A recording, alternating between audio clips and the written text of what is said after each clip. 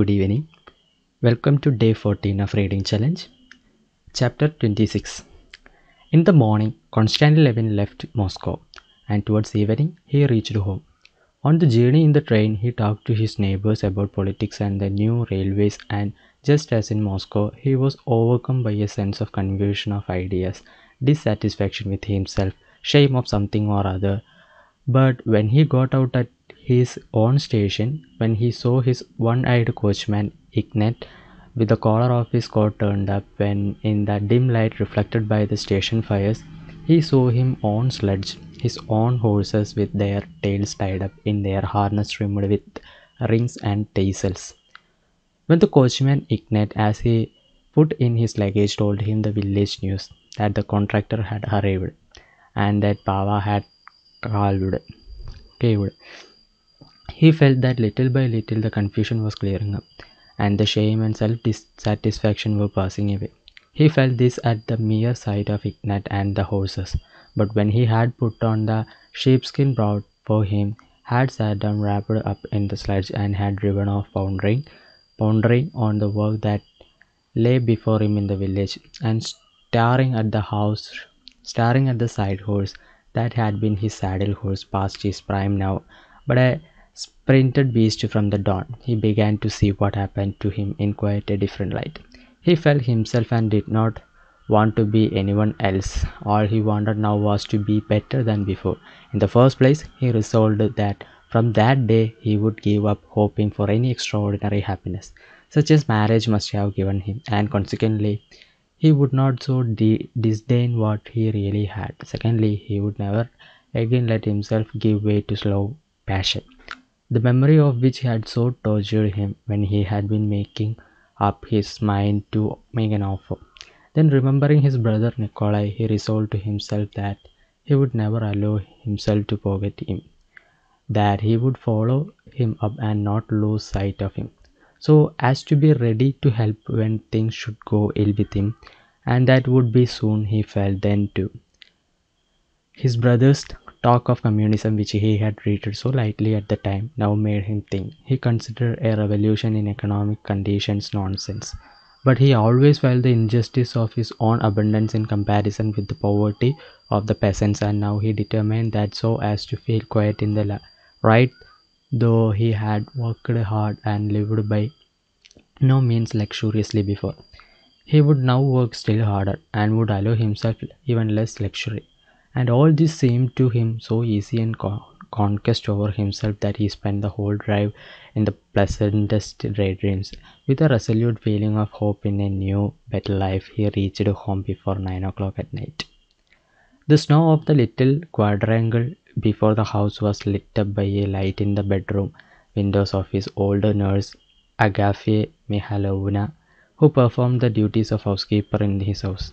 She was not yet asleep. Kozma, waked up by her, came sidling sleepily out onto the steps.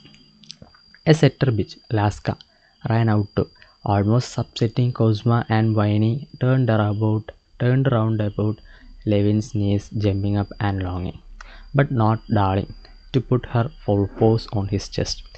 "You're soon back again, sir," said Agafea Mikhailovna. "I got tired of it, Agafea Mikhailovna. With friends one is well, but at home one is better," he answered, and went into his study.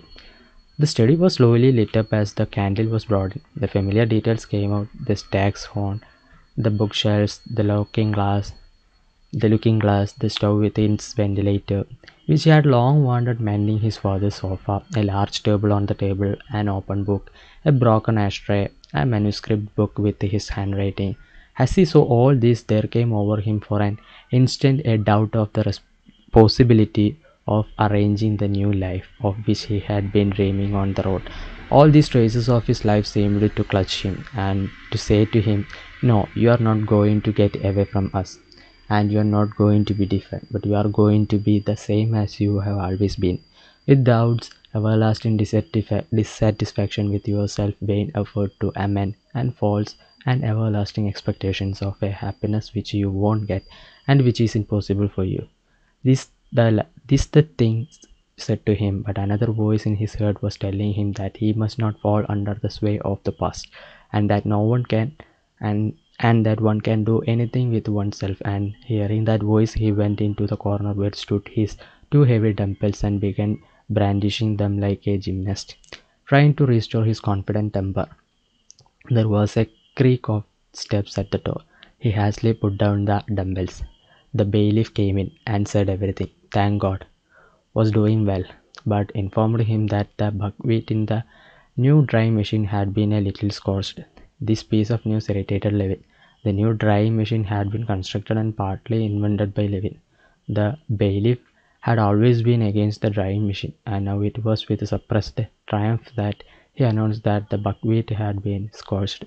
Levin was firmly convinced that if the buckwheat had been scorched, it was only because the precaution had not been taken, for which he had hundreds of times given orders. He was annoyed and reprimanded the bailiff. But there had been an important and joyful event. Pava, his best cow, an expensive beast bought at a show, had calved. Kausma, give me my sheepskin, and you tell them to take a lantern. I will come and look at her, he said to the bailiff. The cowhouse for the more valuable cows was just behind the house. Walking across the yard, passing a snowdrift by the lilac tree, he went into the cowhouse. There was the warm, steamy smell of dung when the frozen door was opened, and the cows, astonished at the unfamiliar light of the lantern, stirred on the fresh straw. He caught a glimpse of the road, broad, smooth, black, and piebald back of Holanka. Berkut, the bull, was lying down with his ring in his lip, and seemed about to get up, but thought better of it and only gave two snorts as they passed by him. Pava, a perfect beauty, huge as a hippopotamus, with her back turned to them, prevented their seeing the calf as she sniffed her all over. Levin went into the pen, looked Pava over, and lifted the red and spotted calf onto her long, tottering legs. Pava, NEC, began lowing, but when Levin put the calf close to her, she was soothed, and sighing heavily, began licking her with her rough tongue. The calf, fumbling, poked her nose under her mouth's udder, and stiffened her tails out of sight. Here, bring the light, Fyodor. This way, said Levin, examining the calf like the mother. Though the color takes after the father, but that's nothing. Very good, long and broad in the haunch. Vasily Fedorovitch, isn't she splendid? He said to the bailiff, quite forgiving him for the buckwheat under the influence of his delight in the calf. How could she fail to be? Oh, Semyon, the contractor came the day after you left. You must settle with him, Konstantin Dmitrievich, and said the bailiff. I did inform you about the machine. This question was enough to take Levin back to all the details of his work on the estate, which was on a large scale and complicated. He went straight from the cowhouse to the counting house, and after a little conversation with the bailiff and Semyon the contractor, he went back to the house and straight upstairs to the drawing room. Chapter 27. The house was big and old-fashioned, and Levin, though he lived alone, had the whole house heated and used. He knew that this was stupid. He knew that it was positively not right and contrary to his present new plans, but this house was a whole world to live in. It was the world in which his father and mother had lived and died. They had lived just a life that to Levin seemed the ideal of perfection, and that he had dreamed of, beginning with his wife, his family. Levin scarcely remembered his mother. His conception of her was for him a scared memory, a sacred memory, and his future wife was bound to be in his imagination a repetition of that exquisite, holy ideal of a woman that his mother had been. He was so far from conceiving of love for woman apart from marriage that he positively pictured to himself first the family, and only secondarily the woman who would give him a family. His ideas of marriage were consequently quite unlike those of the great majority of his acquaintances, for whom getting married was one of the numerous facts of social life. For Levin, it was the chief affair of life, on which its whole happiness turned, and now he had to give up that. When he had gone into the little drawing room, where he always had tea, and had settled himself in his armchair with a book, and Agafya Mihailovna had brought in tea, and with her usual, "Well, I will stay a while, sir," had taken a chair in the window, he felt that, however strange it might be, he had not parted from his daydreams, and that he could not live without them. whether with her or with another, still it would be. He was reading a book and thinking of what he was reading and stopping to listen to Gaffy Mihalovna, who gossiped away without flagging, and yet without that, all sorts of pictures of family life and worked in the future rose disconnectedly before his imagination. He felt that in the depth of his soul something had been put in its place, settled down, and laid to rest. He heard Agafi Mihalovna talking of how Prohor had forgotten his duty to God, and with the money Levin had given to him by a horse, had been drinking without stopping, and had beaten his wife till he would half killed her. He listened and read his book, and recalled the whole train of ideas suggested by his reading. It was Tyndall's treatise on heat. He recalled his own criticisms of Tyndall of his complacent, complacent satisfaction in the cleverness of his experiments and for his lack of philosophic insight. And suddenly there floated into his mind the joyful thought, in 2 years' time I shall have two Dutch cows. Pava herself will perhaps still be alive, a dozen young daughters of Bakut and the three others, how lovely. He took up his book again. Very good. Electricity and heat are the same thing. But is it possible to substitute the one quantity for the other in the equation for the solution of any problem? No. Well, then what of it? The connection between all the forces of nature is felt instinctively. It's particularly nice if Pava's daughter should be a red spotted cow, and all the herd will take after her, and the others three.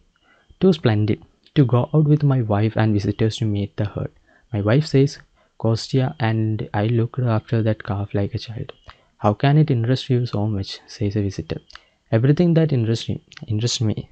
Everything that him interests me. But who will she be? And he remembered what had happened to Moscow. Well, there's nothing to be done. It's not my fault, but now everything shall go on in a new way. It's nonsense to pretend that life won't let one.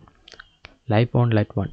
That the past won't let one. One must struggle to live better, much better. He raised his head and fell to dreaming. Old Alaska, who had not yet fully digested her delight at his return and had run out into the yard to bark, came back wagging her tail and crept up to him, bringing in the scent of fresh air, put her head under his hand, and whined plaintively, asking to be stroked. There, who'd have thought it? Said Agafia Mihalovna. The dog now. Why? She understands that her master's come home and that he is low spirited. Why low spirited? Do you suppose I don't see it, sir? It's high time I should know the gentry.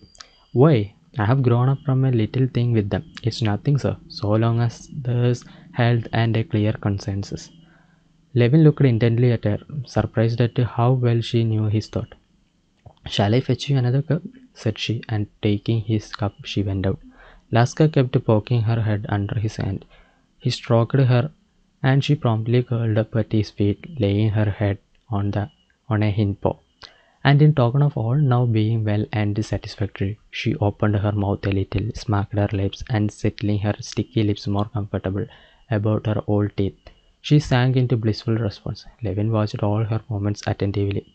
That's what I will do, he said to himself. That's what I will do. Nothing amiss. All is well. Thanks for the day. We'll see you tomorrow.